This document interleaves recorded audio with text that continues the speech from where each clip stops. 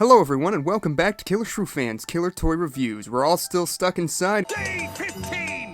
Give it up for Day 15! And you know what that means. More Killer Toy Reviews coming your way. Today we will be cracking into the Safari Ltd 2020 lineup with this, the new Dilophosaurus. In my early reaction video I kinda thought this one was neither here nor there for me, but now that I finally have it, have my opinions on it changed at all? No, not really. Yeah, I still think this is kind of an underwhelming figure, and we're going to talk about why. So without further ado, let's do this. Starting off at the head of this Dilo, you can see Safari Ltd sculpted this figure along with many others for their 2020 lineup with a closed mouth. Whereas I think it's refreshing to see carnivorous dinosaurs doing something other than screaming at everything, this decision means that we just get a painted-on black mouth that doesn't really do a good job of showcasing the unique jaw shape of Dilophosaurus. I will say that the eyes look nice, there's some good character and life to them, and the iconic Dilo crests add a lovely splash of color to the model, even if their shape and proportions are a bit off. I mean, if you look at this thing from the front, well, let's just not do that. Going down the length of the body, you can see there's not a lot in terms of detail, and that may be in part due to the size, but the decision to make this such a small model means that the best they could achieve on this piece is a bumpy sandpaper texture with a few wrinkles and folds of skin thrown in as well. There's really not a lot going on in terms of visual interest on this model, which is just unfortunate. The best we got is the banding on the tail, but that's paint, not sculpt.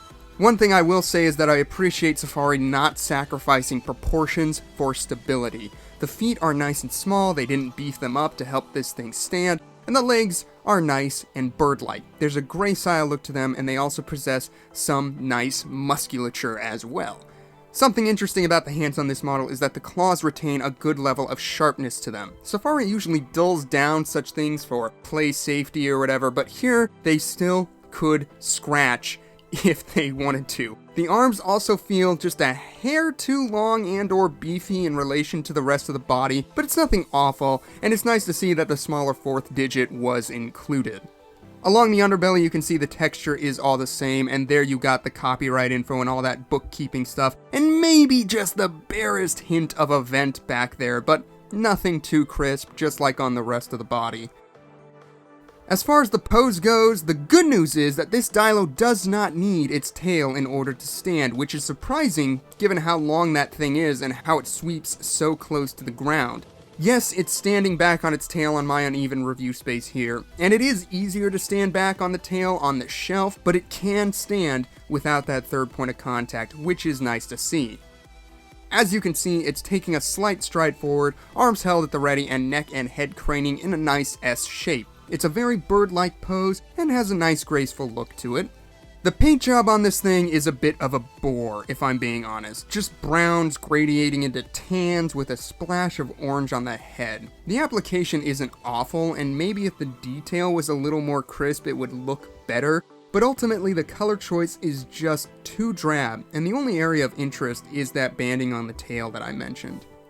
So you've heard me talk about how small this figure is, just how small. Well, it comes in at just under 6.5 inches long from tail to snout and doesn't even clear 3 inches from the base all the way to the top of the head. I really don't know how Safari chooses to size their models, but the decision to make certain figures so small really limits what you can do in terms of sculpt, which results in a lackluster product. It doesn't stand out on the shelf, it doesn't look incredible.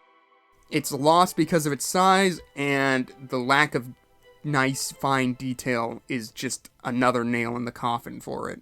For size comparison, here it is next to a knockoff Papo Dilophosaurus that I have for some reason, and you can see the Safari offering is dwarfed by this Dilo. And if you have the Papo Dilo, you know that's not exactly an overly large figure by any stretch, so hopefully this gives you an idea of the size you can expect from the Safari one. Next up, we have the original Bat-Tat Dilophosaurus, who is not going to stand without the help of his friend here, and as much as we all love the Bat-Tat dinosaurs, I feel the sculpting on this Dilo is a bit sloppy. The unfortunate truth of the matter is, now, almost 30 years later, this Dilo from Safari has very similar aesthetics in terms of the sculpt, which is just unfortunate. And to put the size of this model in perspective, here it is next to the largest and smallest safari dino/prehistoric creatures I currently have, the Amargasaurus and Scutosaurus respectively. That Amargasaurus is going to sneak its way into a couple of our upcoming reviews, but if you have either of these safari figures, then this should give you a decent idea of the size you can expect on this Dilo. And of course, I have to do some Jurassic comparisons. Here it is next to the Mattel Attack Pack Dilophosaurus and the Blind Bag Mini. You can see it is bigger than that Mini, but that's not saying much, and it is even shorter than the Attack Pack. But it's nice to see the scientific versus the fictional and realize we can appreciate them both for different reasons. And since we don't have a Dennis Nedry figure, here it is next to a 3 3/4 inch Alan Grant, who is taking no chances with this thing because he knows they spit, he's seen Jurassic Park. I think this is a fun comparison to do. Nice to see JP through a more accurate lens and all that, so yeah, this is kind of fun. So there you have it, guys, the new for 2020 Dilophosaurus by Safari Ltd. Overall, this is not a standout model from the company by any means, be that because of its minuscule size or lack of visual appeal. I mean, it could be either, it could be both. There's just so little going on with it, no pun intended, and I can't say that I am particularly excited by it.